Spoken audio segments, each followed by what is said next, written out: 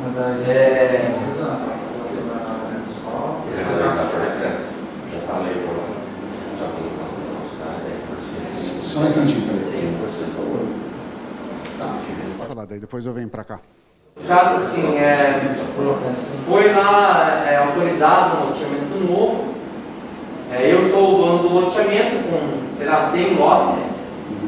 E, por exemplo, assim, aplicar na lei que, por exemplo, eu loteei, tá? Não acho justo você lotear um imóvel e já aplicar IPTU progressivo porque não construiu. É aplicar IPTU progressivo após uma transferência, por exemplo, você comprou de mim um imóvel, aí você, no momento que você comprou, saiu do nome do loteador, foi para você, então a partir da, sei lá, um prazo, 1 ano, 2, a partir disso é IPTU progressivo. Se você adquiriu e não construiu o imóvel, porque eles fazem isso, comprar lote para deixar lá e valorizar.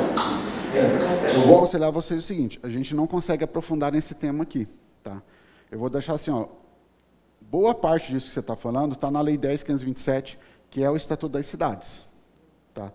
Então, ali tem todo um regramento de como aplicar isso. O objetivo aqui é falar da alíquota do IPTU em si, né?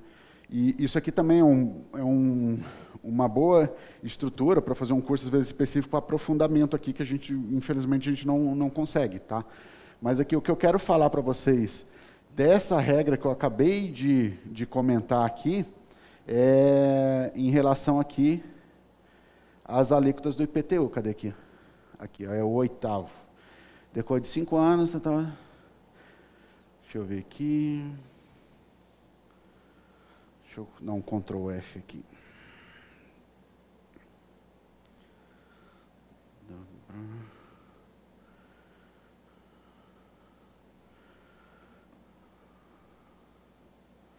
Aqui, é no 7 mesmo. Tá, então, aqui, ó, o que diz o artigo 7? Ó? Em caso do descumprimento, né, das condições e dos prazos previstos no artigo 5º, então, isso você está falando, tem prazo? Tem. Aí, depois você vai subir no artigo 5º da lei, tá, e vai dar uma olhada nesse prazo, tá, e como que são essas questões aí. O município procederá à aplicação do imposto sobre a propriedade predial e territorial progressivo no tempo, mediante a majoração da alíquota. Ó, uma regra que eu falei para vocês, a majoração é no máximo 5 anos consecutivos. Então, dobrei 1 ano, o outro, aí para em 5. Deu 5 anos, eu paro essa progressividade. Tá. A outra regra que eu falei para vocês, o valor da alíquota a ser aplicado em cada ano será fixado em lei específica. Então, vai ter uma lei lá, que é a lei do IPTU, ou o IPTU dentro do próprio código, né? Vai estar lá especificando, tá? Desta lei, e não excederá 2 vezes o valor referente ao ano anterior, ou seja, o dobro, né? 2 vezes o dobro. Respeitada a alíquota máxima de 15%. Tá? Então, essa é a regra. Então, isso ali que eu falei para vocês agora, está aqui nesse artigo 7º. Aqueles que tiverem interesse em estudar, para tentar ver a viabilidade disso no município, eu aconselho estudar essa lei, que é a 10.527, que é o Estatuto das Cidades. Se fizer igual eu fiz aqui no Google, o Estatuto das Cidades, ele vai buscar, caso esqueça o número da lei, né? Vamos lá aqui, voltar aqui. E esse é um instrumento, tá, que ele vai ajudar no zoneamento, na organização urbana da cidade, que ele pode te ajudar, né? O IPTU tem várias alíquotas aqui que pode te ajudar nisso. Porque pensa na questão da prestação de serviço público. De repente começa a abrir loteamentos, né? A cidade começa a crescer muito longe daquela região central, aí até chegar naquela região do novo tem um vazio enorme.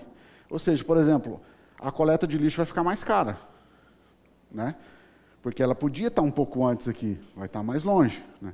Outros serviços, às vezes tem um pedacinho lá, eu vou ter que montar um posto de saúde lá para atender o pessoal lá, porque fica muito longe para chegar aqui, sendo que se fosse aqui, talvez a demanda seria absorvida pelo posto que já tem, um posto de saúde ali próximo, né? Então, esses instrumentos das alíquotas do IPTU podem ajudar nisso. Tá? E essa específica da progressividade no tempo, ou em função do cumprimento, né, ou melhor, do não cumprimento da função social da propriedade, é um bom instrumento de política urbana para tentar conter essas situações. Uma coisa também, por exemplo, a pessoa foi lá, sem não parar, sem nada, enfiou uma casa de madeira em cima, jogou lá, disse que está construído. Aham. Teria que colocar, especificar isso na lei, por exemplo, assim, porque tem previsto, acho que já, plano diretor, né, uma coisa assim, para encerrar o IPTU progressivo, deverá apresentar projetos, especificações. Aí pode amarrar.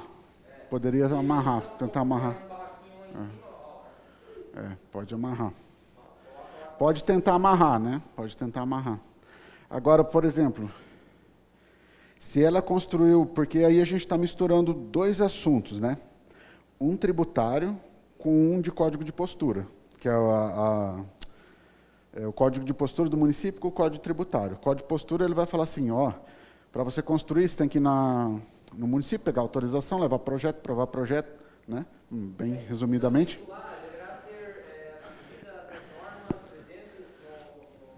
Aí você tem que tentar amarrar, tem que pensar, tem que parar assim, dar uma pensada, né, em como vai fazer isso. Você chega lá, o cara, isso pode acontecer, eu coloquei lá a casa, vocês estão cobrando ainda progressivo. Vai lá, tem você pode colocar aqui para parar essa questão do IPTU progressivo, tem que ser, por exemplo, regularizado, com o projeto aprovado pelo município, né, alguma coisa nesse... Isso, aí você vai ter que fazer um link, porque vai envolver duas áreas diferentes, né? Eu sei que em muitos municípios, o próprio fiscal de tributos é o de obras, né? Às vezes pode acontecer isso aí. Mas, em termos de legislação, são legislações separadas, né? Que daí a tributária tem que fazer de alguma forma, fazer um estudo, pensar para deixar linkado com essa situação.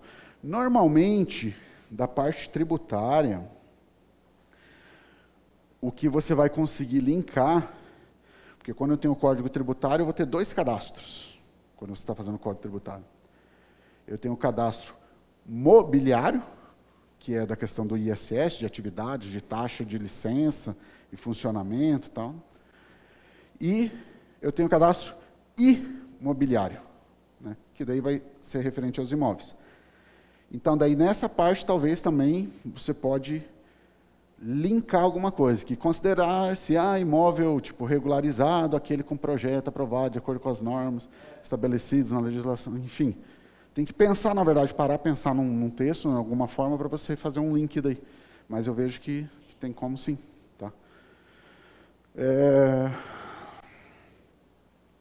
Então, aqui, essa é uma das alíquotas, uma das possibilidades que a gente falou agora, que dos municípios que eu conheço, eu não conheço nenhum que aplica. Não conheço nenhum que aplica. Daqueles que eu conheço a legislação e tenho um contato mais a fundo. E eu acho que é uma boa ferramenta, principalmente para isso que a gente falou. E você deu o exemplo, o cara tem lá um terreno, lá não faz nada e está lá só esperando valorizar para vender, para ganhar. Ele está especulando. Então, na verdade, o negócio dele é especulativo. Né? Não tem outra situação. Aí uma outra progressividade que tem é em razão do valor venal do imóvel. Isso aqui eu já vejo em um ou outro município. Né? O nome é sugestivo. Né? É uma progressividade em razão do valor do imóvel. Tá? Então, para a gente exemplificar, o município pode estabelecer na sua lei, por exemplo, que imóveis de até R$100 mil, a alíquota seja de 0,5% de valor venal, né? 0,5%. Imóveis de 101 a R$200 mil, 1%.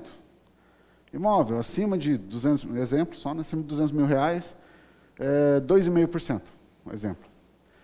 O que isso quer dizer quando o município utiliza essa progressividade em razão do valor venal? O município está cumprindo um dos princípios que está na Constituição, logo quando começa a falar da parte tributária, ali no artigo 145, que é os impostos, sempre que possível, né, terão caráter pessoal e serão gradados de acordo com a capacidade econômica do contribuinte.